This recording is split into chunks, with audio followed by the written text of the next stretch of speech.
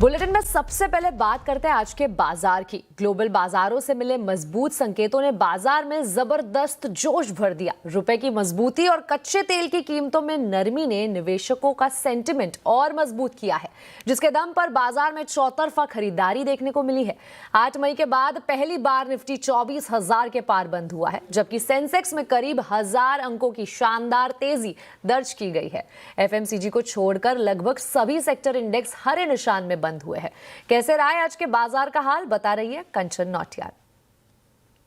तो हफ्ते का पहला कारोबारी दिन अच्छे ग्लोबल क्यूज के चलते बाजार में जो शानदार मोमेंटम, शानदार रैली जो आज के सत्र में देखने को मिली। देखिए, बैंकिंग शेयर्स में अच्छा खासा मोमेंटम, पीएसयू, प्राइवेट बैंक, हर जगह चौतरफा हरियाली देखने को मिली। निफ्टी अच्छे गेंस के साथ बंद हुआ है, small cap, mid cap. In fact अगर हम बात करें अक्रॉस द सेक्टर तो वहाँ पे हमें जो बुल्स का जोश है वो हायर साइड में जाता हुआ दिखाई दिया। केवल एफएमसीजी पैक ऐसा है जहाँ पे हमें हल्का फुल्का जो दबाव है वो देखने को मिला है। ऑयल एंड गैस में अच्छी खासी तेजी है जो देखने को मिली है। पेट्रोल के प्राइस हाइक हुए हैं 10 दिन में चौथी बार। इनफैक्ट जो क्रूड है वो हमें आज ठंडा थोड़ा सा होता हुआ दिखाई दिया है। Banking shares, defence shares, capital market, हर जगह मोमेंटम काफी शानदार था। अब बात अगर करी जाए स्टॉक स्पेसिफिक तो आइए सबसे पहले देख लेते हैं निफ्टी के बढ़ने वाले। आयशा मोटर के नंबर्स आए, नंबर्स के बाद ये reaction. Adani enterprises, Tata Motors, PV और साथ में बजाज फाइनेंस में शानदार रैली आज के सत्र में देखी गई। लूजिंग पॉकेट में mix health care, ONGC, Hindalco और बजाज ऑटो में हमें दबाव देखने को मिला है। ओएनजीसी में तो इसलिए बिकॉज क्रूड में थोड़ी नरमी आई है। इसके अलावा ऑयल एंड गैस सेक्टर में पूरे ही पैक की बात करें तो इस टाइम पे वैल्यूएशंस काफी ज्यादा अट्रैक्टिव एनालिस्ट को दिखाई दे रहे हैं। यही नहीं बल्कि अगर हम पी रेशियो की बात करें और उनका माने रिस्क रिवॉर्ड का रेशियो, तो आने वाले टाइम पे, नियर टाइम पे काफी ज्यादा अट्रैक्टिव इस टाइम पे दिखाई दे रहा है। उसके बाद ये जो तेजी है वो देखने को मिली है और जो पेट्रोल डीजल के प्राइस हाइक है वहां पे से भी मोमेंटम जो है वो बनता हुआ दिखाई दिया है। इसके अलावा बैंकिंग शेयर्स में आज मॉर्निंग से ही हम देख रहे थे अच्छी खासी जो रैली है वो बनती हुई दिखाई दी है। कैनरा बैंक ले लीजिए, पीएनबी, साथ में बैंक ऑफ बड़ौदा या फिर एचडीएफसी बैंक, हर जगह जो मोमेंटम है काफी शानदार बना रहा है। तो हफ्ते का पहला कारोबारी दिन तो एक पॉजिटिव नोट के साथ आज हमें शुरू होता हुआ भी और बंद होता हुआ भी दिखाई दिया है। वहीं कच्चे तेल की कीमतों में भारी गिरावट आई है। अमेरिका और ईरान के बीच संभावित शांति समझौते की बढ़ती उम्मीदों ने ग्लोबल ऑयल मार्केट का मूड बदल दिया है। आज अंतर्राष्ट्रीय बाजार में ब्रेंट का भाव 2 हफ्तों के निचले स्तर पर पहुंच गया। एक दिन में कच्चे तेल के दाम में करीब 6% की गिरावट आई है। इस पर ज्यादा डिटेल के लिए मेरे साथ जुड़ी है मेरी सहयोगी मनीषा गुप्ता। मनीषा जी, बताइए आखिर कच्चे तेल में गिरावट का कारण क्या है और आगे का आउटलुक क्या होगा? वेल, कच्चे तेल में अच्छी खासी गिरावट है। जैसे आपने कहा, पिछले हफ्ते 4% की गिरावट थी और आज हमने गैप डाउन ओपनिंग यहां पर आते हुए देखी है, जहां पर 6% की गिरावट और $100 प्रति बैरल के नीचे के लेवल्स यहां पर बनते हुए नजर आए हैं। दोनों तरफ से स्टेटमेंट्स है, यूएस से और ईरान से भी, कि हम यहां पर अब शायद एक शांति समझौता होता हुआ देखेंगे। 60 डेज का सीज फायर और उसके बीच में यहां पर एक पीस एग्रीमेंट या फिर एक परमानेंट एग्रीमेंट सॉल्यूशन के तौर पर यहां पर निकल के आएगा। यूएस ने कहा है कि काफ़ी क्लोज हैं हम यहां पर, लेकिन ईरान का कहना है कि बहुत पास हैं लेकिन कुछ दूर हैं। 3-4 पॉइंट्स हैं जहां पर दोनों ही कंट्रीज अटकी हैं। एक तो ईरान का यूरेनियम एनरिचमेंट, दूसरा है यहां पर स्ट्रेट ऑफ हॉर्मुज जिसको खोला जाएगा लेकिन टोल नहीं दिया जाएगा। तीसरी बात ऑफ कोर्स जिस तरह के सैंक्शंस यहां पर ईरान पे लगे हैं, और चौथा यहां पर कि जो भी मिलिट्री प्रेजेंस है दोनों की कंट्रीज में वहां पर बनती हुई वो यहां पर बैकआउट करेगी और मिडिल ईस्ट में यहां पर एक शांति का वातावरण फिर से लेके आया जाएगा। तो काफ़ी सारी चीज़ें हैं जिस पर बाजार की नज़र रहेगी। जैसे जैसे हम पॉजिटिविटी और स्टेटमेंट्स यहां पर आता हुआ देखेंगे, वैसे वैसे आप देखेंगे कि कच्चे तेल में यहां पर गिरावट लगातार बनी रहेगी।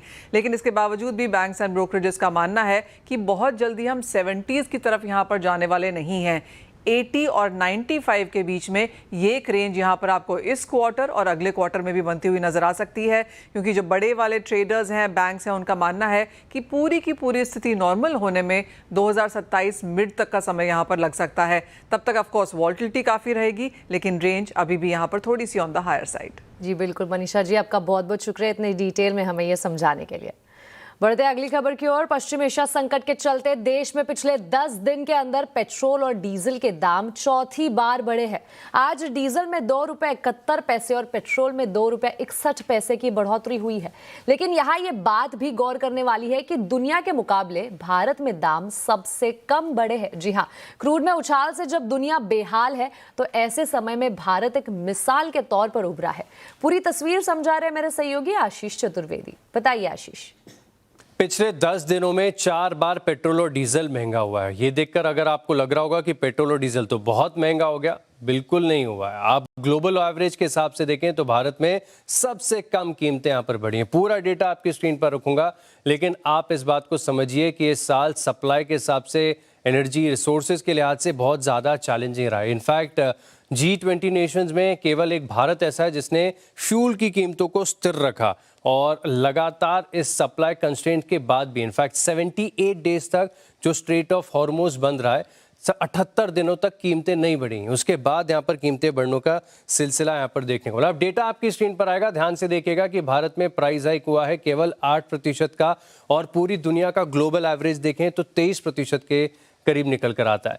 एशियन कंट्रीज में तो बहुत ज़्यादा महंगा हो चुका है तेल, जहां पर आप देख सकते हैं कि म्यांमार में 90% है, नेपाल में 58%, पाकिस्तान में 55% और इसी के साथ आप देखें तो चाइना है, बांग्लादेश है, सब में कीमतें लगातार बढ़िया। सो ये तो एशियन कंट्रीज हैं। आप देखिए जो डेवलप्ड बड़े नेशंस हैं जैसे यूएई, जहां पर संकट का थोड़ा असर भी है, 52% तेल महंगा हो गया। यूएस में 45% है, यूके की बात करें तो 35% और फ्रांस यहाँ पर भी 30% जो है फ्यूल की कीमतें लगातार बढ़ा दी गई हैं। अब ऑयल मार्केटिंग कंपनीज ने इस शॉक को बड़े हिसाब से झेला है, क्योंकि आप देखिए कि 24 से लेके 30 रुपए प्रति लीटर के आसपास की अंडर रिकवरी और नुकसान यहाँ पर देखने को मिल रहा है। प्रतिदिन ऑयल मार्केटिंग कंपनीज को 1000 करोड़ का नुकसान हो रहा है।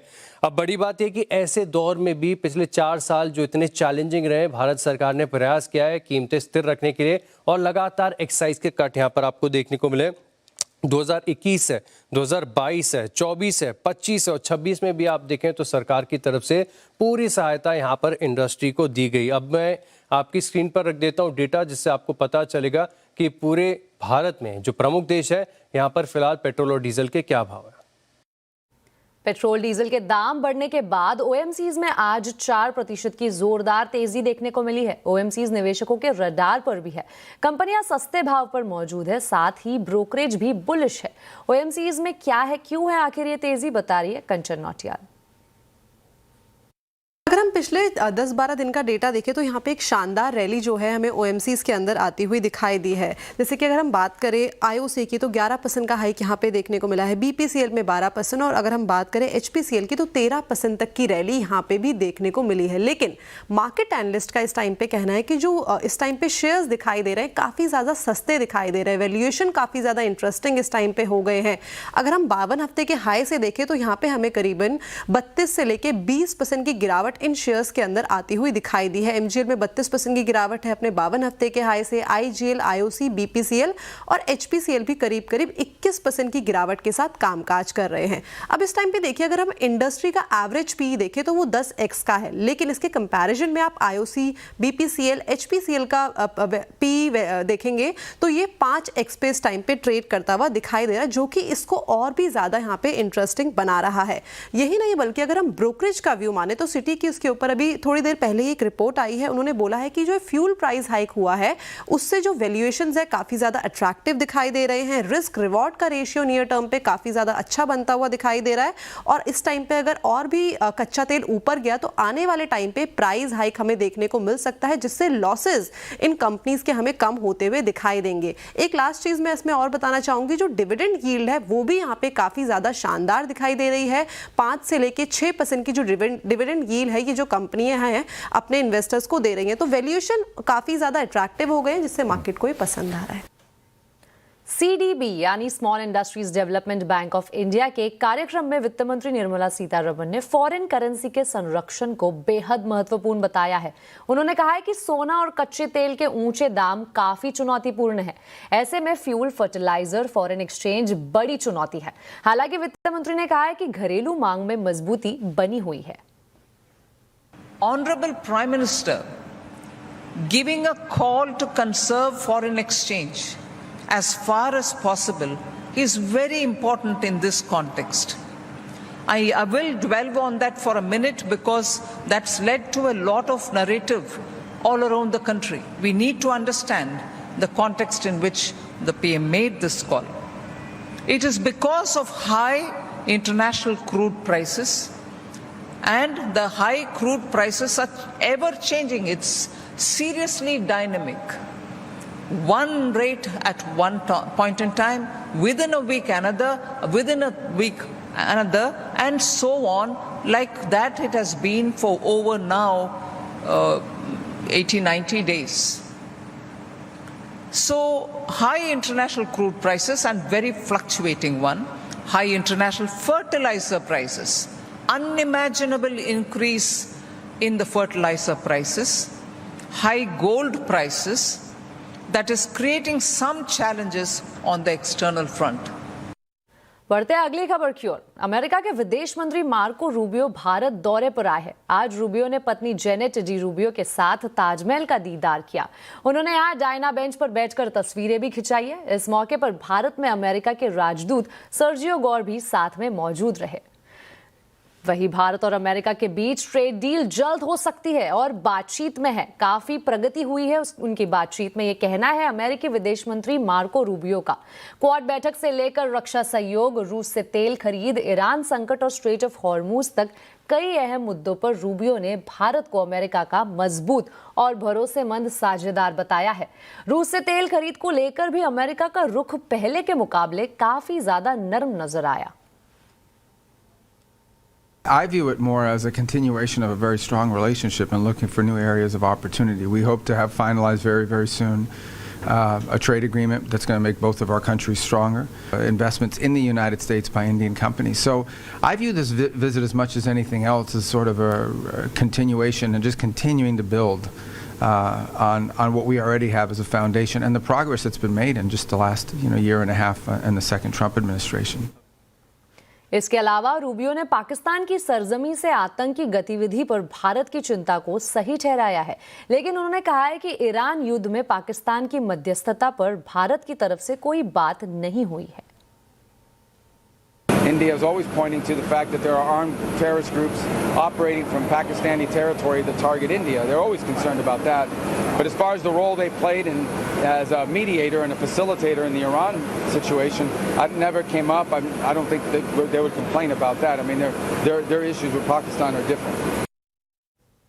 नीट पेपर लीक मामले में सुप्रीम कोर्ट ने एनटीए यानी नेशनल टेस्टिंग एजेंसी को फटकार लगाई है। कोर्ट ने कहा है कि सुप्रीम कोर्ट के निर्देश के बाद भी एजेंसी ने कोई सबक नहीं सीखा है। आज क्या हुआ कोर्ट में, पूरी डिटेल बता रहे संवाददाता असीम मनचंदा। साल 2024 में नीट का पेपर लीक हुआ था। मामला सुप्रीम कोर्ट पहुंचा। सुप्रीम कोर्ट ने उस पूरे मामले की जांच के निर्देश दिए। सुप्रीम कोर्ट ने एक कमेटी बनाई।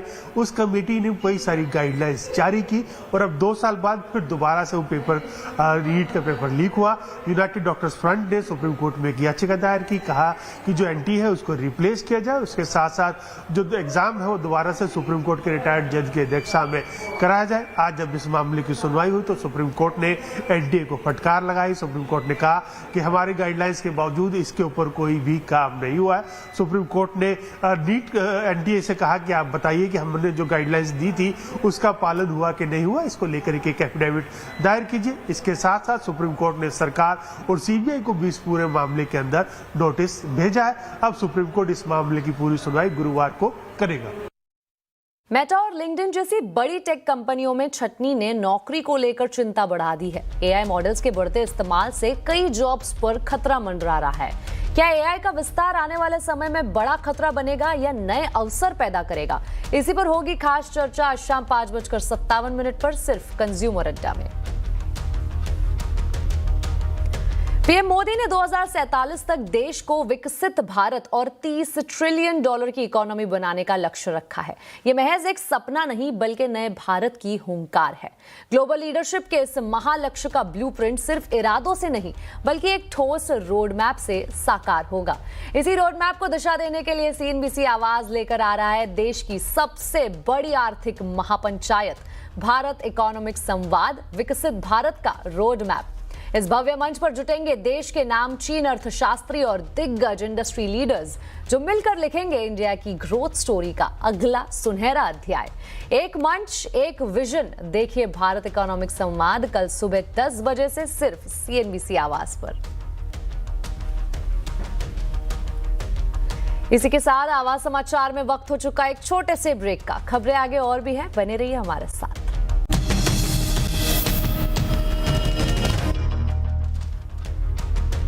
ब्रेक के बाद फिर एक बार स्वागत है आपका आवाज समाचार में।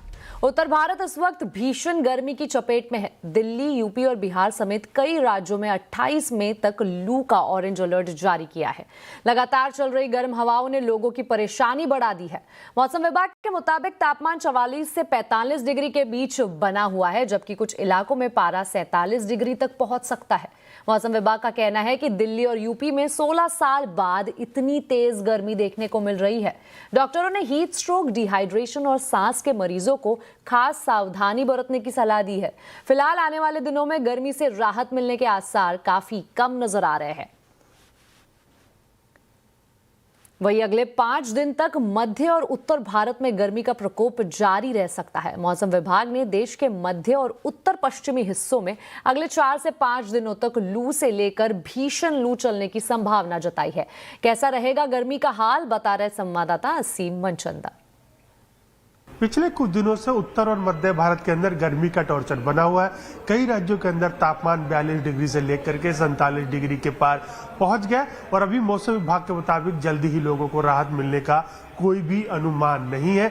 अगले 4 से 5 दिन हीट वेव का प्रकोप ऐसे ही जारी रहेगा।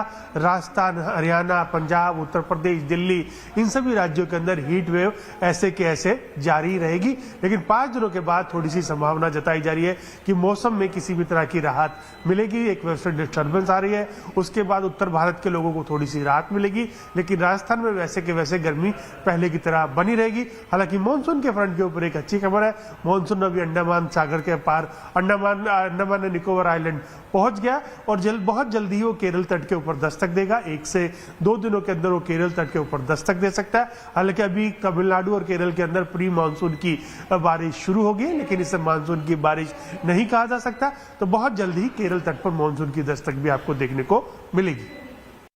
चलिए, इसी के साथ आवाज समाचार में अभी के लिए इतना ही। आप देखते रहे CNBC आवाज और अपडेटेड रहे खबरों पर हमारे सोशल मीडिया हैंडल्स के जरिए। नमस्कार।